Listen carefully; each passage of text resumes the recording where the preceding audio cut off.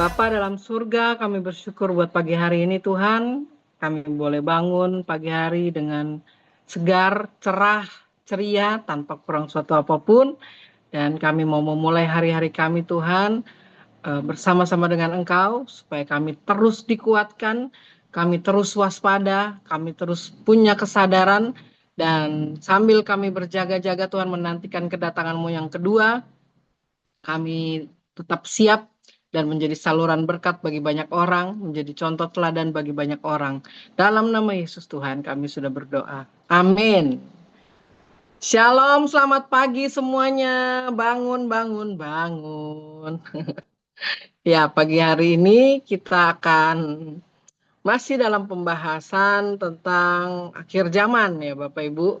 Staying vigilant ya, yang artinya adalah tetap waspada. Waspadalah, waspadalah ya Bapak Ibu. Ya memang hari-hari ini kita sudah tahu lah ya, hari semakin dekat ya, tanda-tanda zaman itu sudah sangat kelihatan. Dan kita tentunya sebagai anak Tuhan udah mengerti dan dapat melihat tanda-tanda tersebut. Puji Tuhan ya, puji Tuhan. Kalau kita di luar Tuhan, kita tidak akan mungkin dapat melihat tanda-tanda ini. Mungkin masih bersantai-santai sambil tanpa menyadari bahwa keadaan kehidupan kita udah semakin jauh daripada Tuhan dan menyimpang menjadi orang yang sesat, kita nggak sadar. Tetapi puji Tuhan kita ada bersama-sama dengan Tuhan, kita menjadi umat Tuhan sehingga kedatangan Tuhan tanda-tandanya udah nyata di hadapan kita dan kita tahu. Ya, Matius 24 ayat 44 yang berbunyi, sebab itu hendaklah kamu juga siap sedia, karena anak manusia datang pada saat yang tidak kamu duga. Bapak Ibu, sebab itu hendaklah kamu juga siap sedia, karena anak manusia datang pada saat yang tidak kamu duga. Jadi hendaklah kamu juga siap sedia, kita siap sedia. Nggak ada yang tahu ya waktu kedatangan Tuhan itu kapan. Yesus sendiri nggak tahu ya. Tiba-tiba ada orang-orang yang bilang, Tuhan bilang ya, Tuhan datang pada tanggal 23, 24 atau tanggal 25 gitu ya. Yesus saja nggak tahu gitu. Kok bisa Yesus bilang kepada seseorang gitu, mempercayakan seseorang untuk memberitahu kepada orang-orang yang lain, dapat bocoran gitu. Kedatangan Tuhan pada tanggal 23 atau 24 atau 25. Itu sempat heboh ya Bapak Ibu. Tetapi di sini dikatakan waspada, kita harus siap sedia. Karena anak manusia datang pada saat yang tidak kamu duga. Bapak Ibu, menjelang akhir zaman itu akan timbul banyak perbuatan-perbuatan dosa dan kejahatan menjelang akhir zaman. Di dunia ini kita udah tahu lah, hari-hari ini kita dapati orang semakin jahat. Perbuatan-perbuatan dosa udah di depan mata, tapi tidak ada yang bisa mencekal gitu ya. Tidak ada yang bisa marah atau gimana gitu ya. Karena seperti LGBT contohnya, itu udah merebak di mana-mana. Udah jadi bagian dari warga negara gitu ya, bagian dari warga negara. Dan itu mereka punya persekutuannya, punya komunitasnya cukup besar sampai saat ini. Itu penjangkauan mereka sangat sangat cepat sekali, Bapak Ibu. Sangat cepat sekali. Keadaan lagi susah, mereka jangkaunya dengan materi. Itu gampang banget karena saya ada di lingkungan seperti itu, teman-teman seperti itu. Jadi saya tahu pendekatannya mereka itu dengan materi.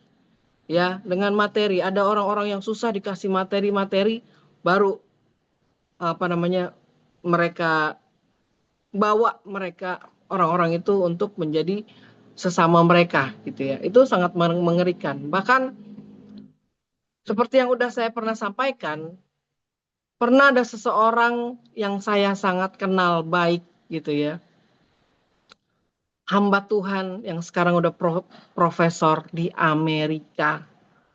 Itu pun bilang bahwa kaum LGBT itu adalah ciptaan Tuhan juga. Yes, memang ciptaan Tuhan juga. Tetapi Tuhan menerima mereka. Loh, saya bingung. Menerima itu dalam artian apa nih? Udah semakin pinter, semakin profesor gitu ya. Semakin menerima gitu hal-hal yang ajaib ini gitu. Hal-hal yang aneh gitu ya. Kok bisa? Sementara orang yang nggak pinter aja bisa mencekal ini gitu ya. Bisa mengerti kalau ini bukan perbuatan yang benar gitu. Tetapi kok profesor akhirnya menerima itu sebagai bagian gitu ya dari umat manusia yang diterima oleh Tuhan. Dan waktu itu ya nggak mau bertentang, katanya, aduh jangan sampai kita jadi berantem lah masalah ini. Aduh, dalam hati saya ya, saya ada di dalam pergaulan di teman-teman seperti itu. Sementara dia bergaul pun enggak gitu ya. Dan dia sempat bilang bahwa orang-orang kaum LGBT ini sama kayak kita, normal gitu. Butuh punya pasangan suami istri. Dan normal seperti manusia normal gitu. Saya bilang enggak, salah. Mereka tidak normal. Mereka itu ininya apa namanya? Mereka itu ke apa ya bahasanya? Mereka tuh ke seksual. Hidup mereka tuh pikirannya cuma di seks gitu. Fokus mereka di seks. Itu nggak normal. Kenapa ada Sodom dan Gomora? Karena memang akhirnya dihukum Tuhan. Karena memang itu dibenci Tuhan. Kenapa kamu bisa menerima itu gitu? Oh, kamu harus baca ini, kamu harus, wah, aduh semua. Secara yang saya hadapin profesor gitu kan. Oh, kamu harus baca ini, tapi kita jangan sampai berantem ya masalah ini ya. Kamu jangan sampai bilang saya sesat. Enggak, kamu sesat, saya bilang. Kamu sesat. Enggak apa-apalah. Saya nggak terlalu pintar. Yang penting saya nggak terima hal ini. Dan saya tahu saya melayani orang-orang ini supaya bertobat. Kok kamu bisa menerima? Muntang-muntang kamu sekarang tinggal di Amerika, muntang-muntang kamu sekarang jadi profesor dan mengajar di sekolah Alkitab di Amerika. Terus kamu jadi seperti ini.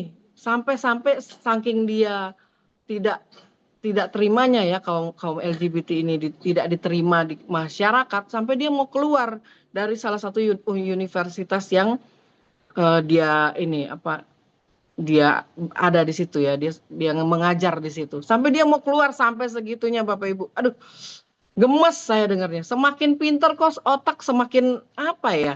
Dipengaruhi oleh keadaan dunia ini. Jadi Bapak Ibu, hari-hari ini kita hati-hati. Dalam Yudas 1 ayat 17 sampai 19. Tetapi kamu saudara-saudaraku yang kekasih, ingatlah akan apa yang dahulu telah kukatakan kepada kamu oleh rasul-rasul Tuhan kita Yesus Kristus. Sebab mereka telah mengatakan kepada kamu, menjelang akhir zaman akan tampil pengejek-pengejek yang akan hidup menuruti hawa nafsu kefasikan mereka. Mereka adalah pemecah belah yang dikuasai Bapak Ibu oleh apa? Keinginan-keinginan dan yang hidup tanpa Roh Kudus. Ini mengerikan Bapak Ibu. Ayat-ayat ini Rasul Yudas ini mengingatkan kepada orang percaya pada waktu itu ya, untuk selalu sadar bahwa kebenaran firman Tuhan itu akan nyata pada akhir-akhir zaman ini. Akan muncul pengejek-pengejek yang hidupnya menuruti hawa nafsu. Dalam ayat-ayat ini dikasih tahu Bapak Ibu, ciri-ciri para penyesatnya itu seperti apa? 1, pemecah belah. 2, dikuasai oleh keinginan-keinginan dunia dan hidup tanpa Roh Kudus. Ya, mereka ini adalah orang-orang pemecah belah. Seorang profesor ini akan memecah belah orang-orang yang tadinya tidak tidak menyetujui adanya LGBT, akhirnya akan menyetujui. Karena apa? Karena pasti akan dipengaruhi sama dia gitu. Bahwa LGBT itu normal, seperti suami istri aja. Saya sampai bilang, kalau itu terjadi di anakmu, ya tiba-tiba anakmu bilang saya mau menikah dengan sesama jenis anakmu, gimana perasaanmu? Saya sampai begitu loh.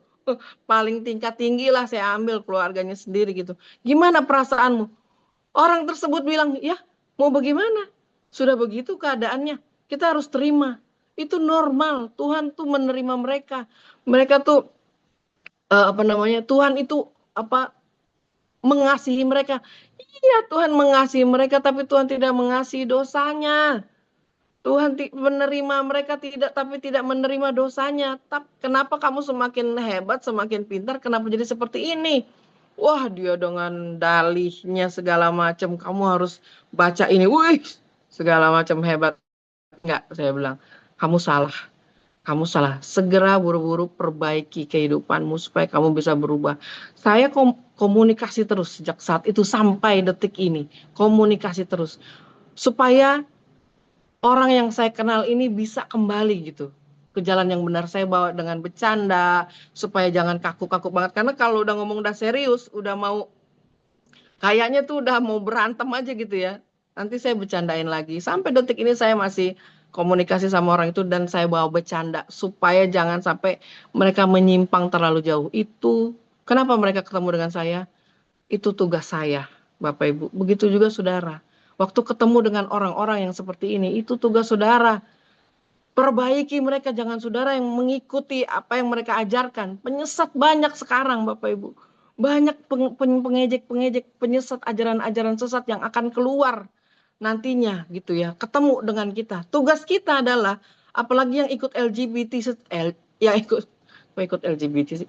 Yang ikut KJP setiap hari. Ikut KJP, kita udah ditanamkan firman Tuhan setiap hari. Jadi kita udah mengerti, ketemu orang-orang tersebut yang mulai menghasut kita, menjadi penyesat kita jangan ikut dengan mereka. Tetapi kita memberitahukan kepada mereka dengan kasih. Mau dia profesor sepintar apapun, ngomong kebenaran. Ya, siapa tahu, mana kita tahu kalau dia saat ini sedang mempelajari hal-hal yang di luar Alkitab.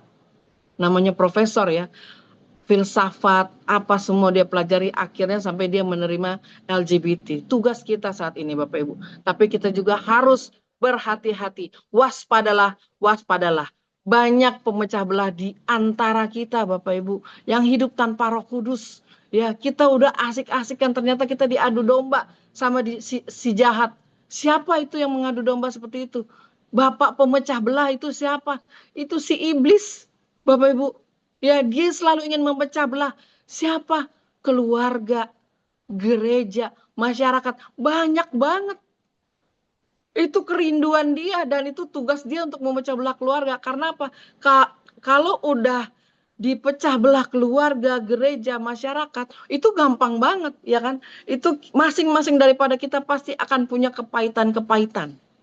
Kalau orang udah punya kepahitan, memang bisa misalnya contoh ya Bapak Ibu. Ada seseorang yang keluar dari gereja karena kepahitan. Lalu suatu hari nanti kita jangkau dia kembali supaya dia kembali ke gereja, supaya dia bertobat. Apa dia bisa mau kembali? Enggak Bapak Ibu. Dia akan ke gereja sih, tapi ke gereja yang lain. Tidak akan ke gereja kita. Dia tidak akan mau karena udah kepahitan. Nah, orang seperti ini masih menyimpan kepahitan, pergi ke gereja lain. Apakah akan menyelesaikan masalah? Tentu tidak kan. Kepahitan itu masih dibawa-bawa kemana-mana. Kalau kita mau kepahitan Bapak Ibu, hari-hari ini gampang banget, sangat gampang. Ya, baru tadi malam tiba-tiba ada orang WA saya, seorang teman yang zaman dulu, ada kali 15 tahun yang lalu tidak pernah berkomunikasi dengan saya, tiba-tiba dia WA. Morin apa kabar? Wah, saya ladenin ngobrol, ya baik dan lain sebagainya. Tiba-tiba, kamu tahu nggak? Kamu tuh diomongin sama si ini, teman yang satunya. Katanya kamu begini. Kamu begini. Hah? Saya kaget minta ampun. Nggak pernah komunikasi 15 tahun. Tiba-tiba tadi malam saya dapat berita bahwa ada seseorang yang ngomongin saya. Sampai katanya saya tuh minjem duit. Saya pakai duit tuh orang. Saya nggak bener. Hah? Apa? Saya bilang, kalau dulu saya belum bertobat Bapak Ibu, itu bisa nggak tidur saya. Pasti saya kepikiran dengan hati yang sangat panas. Nggak bisa seperti ini. Saya harus ketemu tuh orang, saya harus beresin. Minimal dia harus saya marahin, saya apalah semua dengan rencana-rencana jahat saya. Pasti akan saya nggak bisa tidur, panas hati gitu ya. Hah, jadi selama ini dia ngomongin saya begitu. Enggak Bapak Ibu, puji Tuhan, puji Tuhan. Ya, kita semua udah punya Tuhan. Tuhan udah dalam hati kita. Sehingga hal-hal yang seperti ini itu udah nggak bikin kita tergoncang lagi, nggak bikin kita terpecah belah, ya, antara hubungan pertemanan, hubungan keluarga, gereja, masyarakat, nggak ada, udah nggak mempan lagi. Puji Tuhan ada Tuhan, ya. Saya ketawa gitu, waktu teman saya bilang itu saya kirimin, saya ketawa loh, kok bisa-bisanya ada berita seperti ini. Jadi teman saya yang udah serius cerita gitu ya, serius banget dia cerita. Tapi saya kasih emoticon ketawa terus. Kenapa nggak mempan? Saya udah nggak marah lagi. Kalau dulu mungkin saya bisa nggak tidur mikirin itu Bapak Ibu. Ya, padahal nggak penting banget. Yudas 1 ayat 20-21. Akan tetapi, saudara-saudaraku yang kekasih, bangunlah dirimu sendiri di atas dasar imanmu yang paling suci dan berdoalah dalam Roh Kudus. Peliharalah dirimu demikian dalam kasih Allah sambil menantikan rahmat Tuhan kita Yesus Kristus untuk hidup yang kekal. Sikap hidup orang Kristen Bapak Ibu di akhir zaman ini, kita harus bangun diri kita di atas dasar iman kita yang paling suci. Yang paling suci, Bapak Ibu, bangunlah dirimu sendiri di atas dasar imanmu yang paling suci, yang paling suci. Gimana sih yang paling suci? Kalau kita baru dengar omongan orang udah marah, kita baru lihat sesuatu yang kita nggak setuju dengan pendapat orang udah marah, sangat sensitif gitu ya. Matius, Markus, Lukas, Yohanes udah di luar kepala kita, sampai kita udah nggak mengerti lagi gitu ya. Kalau ada orang yang menyenggol kita, kita marah sedemikian rupa, ya. Masalah-masalah sepele di rumah tangga, kita jadikan besar. Nggak ada angin, nggak ada hujan, kita tiba-tiba marah. Yang paling enak emang bumper itu pasangan kita.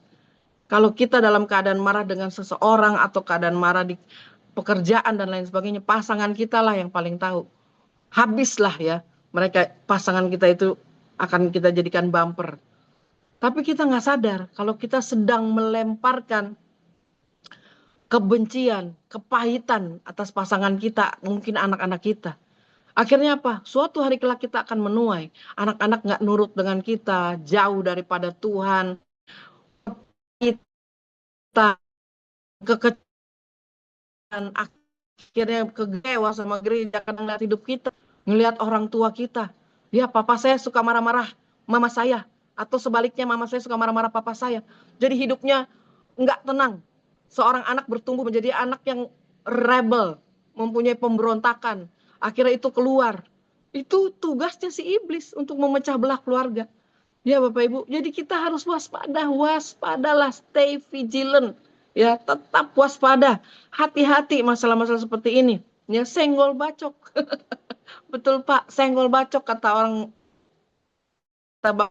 Bang PI ya.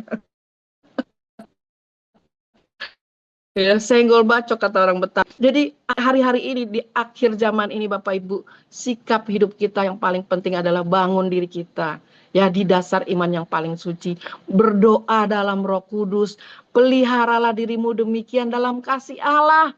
Dalam kasih Allah apapun yang dilemparkan. Satu kali Bapak Ibu, ada seseorang yang sangat-sangat sumbunya pendek. Orang ini sombong dan punya sumbu yang sangat pendek.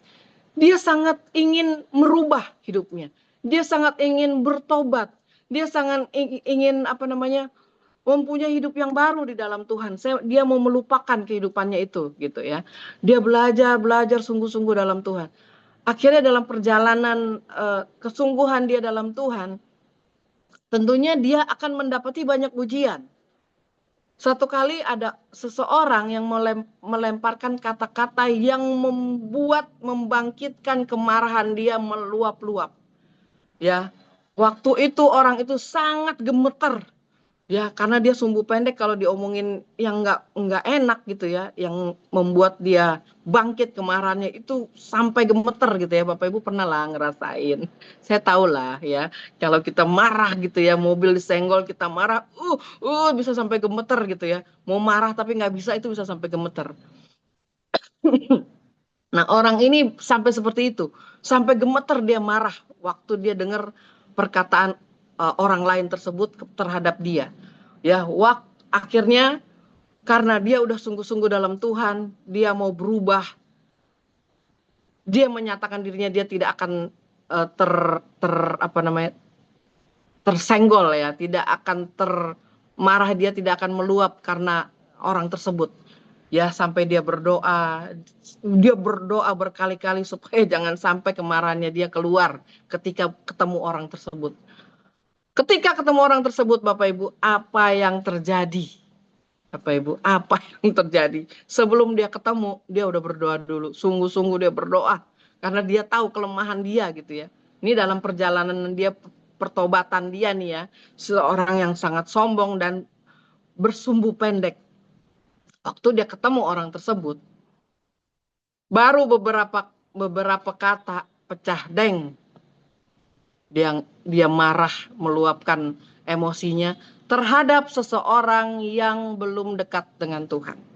Bapak Ibu, yang ini lagi belajar sungguh-sungguh dalam Tuhan, dalam prosesnya, ketemu dengan orang yang belum berproses di dalam Tuhan, dia bertekad untuk menjadi contoh teladan,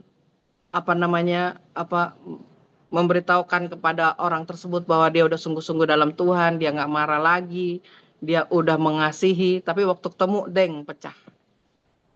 Ini kisah nyata Bapak Ibu. Akhirnya apa? Orang yang belum sungguh-sungguh dalam Tuhan itu pergi dengan menambah kepahitannya, dan orang yang sedang bersungguh-sungguh dalam Tuhan pecah kemarahannya.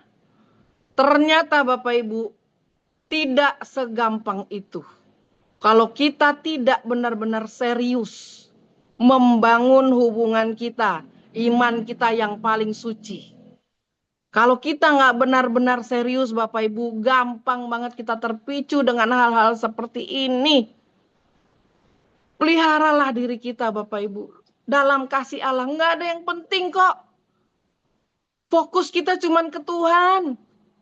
Kita mau dihina-dina, mau diapain nggak penting. Sekalipun harta kita mungkin dirampas sama seseorang gitu ya. Nggak penting. Saya katakan sekali lagi nggak penting Bapak Ibu. Nggak penting semua itu. Yang penting hubungan kita sama Tuhan. Hari-hari semakin dekat. Dikatakan di sini berjaga-jagalah. Kalau kita mau berjaga-jaga, sekeliling kita yang menggoda kita, warisan kek, harta kita dirampok orang, dicuri orang, yang memang tertulis di Alkitab. Harta kita bisa dicuri.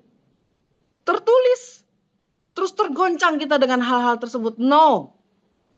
Jangan pernah itu terjadi dalam kehidupan kita. Anak Tuhan. Ya Bapak Ibu. Pegang teguh. Nantikan rahmat Tuhan kita Yesus Kristus untuk apa? Hidup yang kekal. Mulai hari ini Bapak Ibu. Perkatakan dalam diri saudara bahwa kita akan membangun diri kita di atas dasar iman yang paling suci. Supaya kita kuat. Kita kuat, nggak tergoncang. Tuhan datang itu nggak bilang-bilang. Seperti pencuri dikatakan. Mungkin waktu kita lagi seperti ini, lagi KJP, tiba-tiba Tuhan datang, dreng. Apa kita sudah bersiap-siap? Puji Tuhan ada KJP. Kita sudah bersiap-siap menjaga iman kita di atas dasar yang paling suci. 1 Petrus ayat 4 dan 1 Petrus 4 ayat 7. Kesudahan segala sesuatu sudah dekat. Karena itu kuasailah dirimu dan jadilah tenang Bapak Ibu. Supaya apa? Kita bisa berdoa, kita bisa tidur, kita bisa bekerja, kita bisa enak, bisa melayani Tuhan tanpa mikirin apa harta, benda, warisan segala macam yang membuat kita tergoda untuk kita ribut dengan keluarga kita sendiri, dengan orang-orang di sekeliling kita. No. Jadi mulai hari ini Bapak Ibu tetap kuat, Jagalah iman saudara di atas dasar iman yang paling suci, yang paling suci. Amin Bapak Ibu. Sekarang sharingkan di breakout room. Yang pertama, apakah ada tanda-tanda penyesat dalam keluarga kita? Boleh di-sharingkan Bapak Ibu supaya menjadi bahan buat kita semakin kuat. Karena pemicu ada aja gitu di keluarga kita untuk membuat kita marah, untuk memecah belah keluarga itu ada aja Bapak Ibu. Silakan di-sharingkan. Yang kedua, apakah hari-hari ini Anda mudah marah karena keadaan? Karena keadaan ini semakin ke depan semakin susah. Itu memancing kita untuk marah Bapak Ibu. Ya, melihat keadaan tidak adil itu memancing kita marah. Apakah hari-hari ini Anda mudah marah karena sebuah keadaan? Mari sama-sama kita renungkan, kita bahas di breakout room supaya kita menjadi manusia-manusia yang baru dan kita kuat sampai pada saat kedatangan Tuhan yang kedua kali. Mari kita berdoa. Bapa dalam surga, kami bersyukur buat pagi hari ini Tuhan, Kau kuatkan kami, Kau berikan kami kecerahan Tuhan, supaya kami dapat menghadapi dunia ini Tuhan dengan iman kami yang paling suci, sehingga pada saat kedatangan-Mu yang kedua kali kami siap Tuhan, kami siap dan kami mau menjadi contoh teladan sehingga banyak jiwa-jiwa juga boleh datang kepadamu melalui kehidupan kami. Kami tidak tergoncangkan Tuhan dengan keadaan dunia ini, apapun yang dilemparkan ujian demi ujian Tuhan akan membuat kami semakin kuat di dalam Engkau. Terima kasih ya Bapa, dalam nama Yesus Tuhan kami sudah berdoa. Amin.